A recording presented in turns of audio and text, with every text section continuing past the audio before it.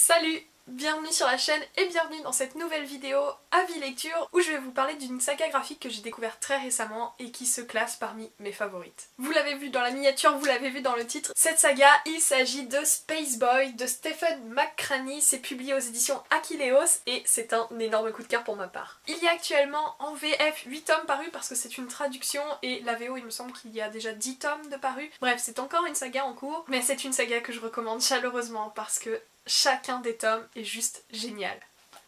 Voilà le tome 1, le tome 2, le tome 3, le 4e tome, voici le 5e, voilà le 6e, le 7e tome, et enfin, le dernier en date, le petit 8e. Dans cette bande dessinée, nous suivons Amy, qui est un personnage synesthèse. Pour elle, chaque personne a une saveur, donc par exemple, sa maman a la saveur de la menthe et son père du chocolat chaud, et cette jeune fille, elle habite une colonie minière avec sa famille. Seulement un jour, son père perd son emploi suite à une faute professionnelle, et Amy, ainsi que sa famille, doit alors retourner sur Terre. Fini la vie dans les étoiles, elle embarque dans une fusée dans laquelle se trouve un cryotube qui lui est destiné, et elle va passer 30 ans à voyager dans les étoiles pour rejoindre la planète Terre. Avec cela, elle a évidemment dit au revoir à son quotidien sur la colonie minière, mais aussi à sa meilleure amie, Gemma. Lorsque Amy se retrouve bien, elle doit tout apprendre et elle découvre tout de la vie des jeunes adolescents de son âge. En effet, Amy a passé 30 ans dans ce cryotube et lorsqu'elle se réveille, eh bien certes elle n'a pas changé mais le monde autour d'elle a continué de tourner pendant ce voyage et évidemment elle est complètement déconnectée. Voilà à peu près le résumé de ce premier tome, mais bien évidemment au fur et à mesure des tomes l'histoire se complexifie bien que l'on garde toujours un noyau qui développe un thème plutôt classique autour de l'affirmation de soi, de l'amitié et aussi du plaisir convoité par la curiosité. Sans vous spoiler, je vais simplement avancer une petite partie de l'histoire qui est celle de la rencontre d'un garçon qui lui n'a pas de saveur et c'est ce qui va faire basculer l'histoire puisque ce garçon explique à Amy qu'il est possédé par un vide aussi profond que l'espace. Amy c'est un personnage extrêmement sensible et peu à peu elle va se lier d'amitié avec ce garçon tout en découvrant la complexité de ce personnage. L'intérêt de cette BD c'est que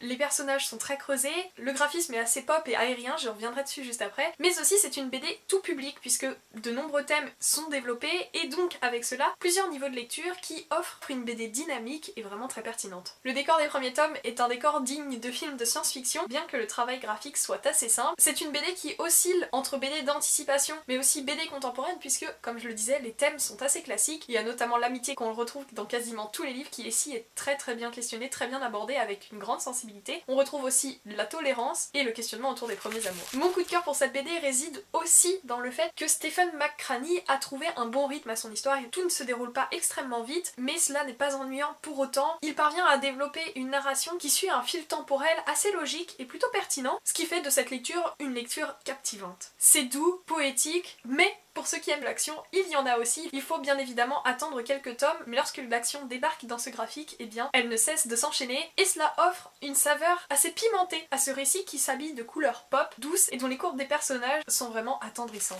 Vous l'avez vu aux couvertures, le style est plutôt celui d'un cartoon et ça l'est tout en temps. Lors de la lecture, Stephen McCranie joue avec la tradition de la BD pour s'en échapper et faire de ce récit quelque chose de dynamique qui sort des cases sans pour autant prendre trop de liberté qui pourrait entacher la lecture. Pas de souci de compréhension dans cette BD, tout est bien expliqué, bien narré, bien construit, bref, c'est absolument parfait. C'est une lecture qui ne laisse pas indifférent et qui éveille de nombreux questionnements et de nombreuses discussions. Je pense que c'est le genre de lecture parfaite à partager avec des proches ou d'autres amis lecteurs puisque c'est une lecture qui englobe de nombreux styles et donc, je pense, peut plaire au plus grand nombre. Vous l'aurez compris, cette BD, c'est un gros coup de cœur pour ma part, autant pour le travail graphique que pour la narration, que pour l'objet livre, bref, je suis juste fan de Spaceboy. En lisant le premier tome, je me suis laissée porter parce que j'aimais beaucoup l'illustration et la façon dont l'histoire se déroulait, mais je ne pensais pas que ça allait devenir un aussi gros coup de cœur avec les tomes suivants. J'ai notamment adoré les derniers tomes parus actuellement, donc 7 et 8, et j'attends évidemment la suite avec une très grande impatience. Et pour les fans de beaux objets livres dans les bibliothèques, vous serez servis avec cette saga, puisque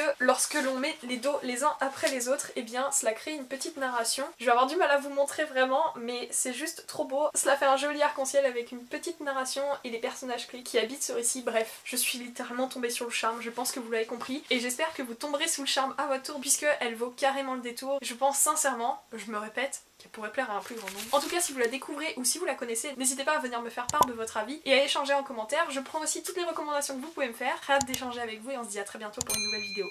Salut!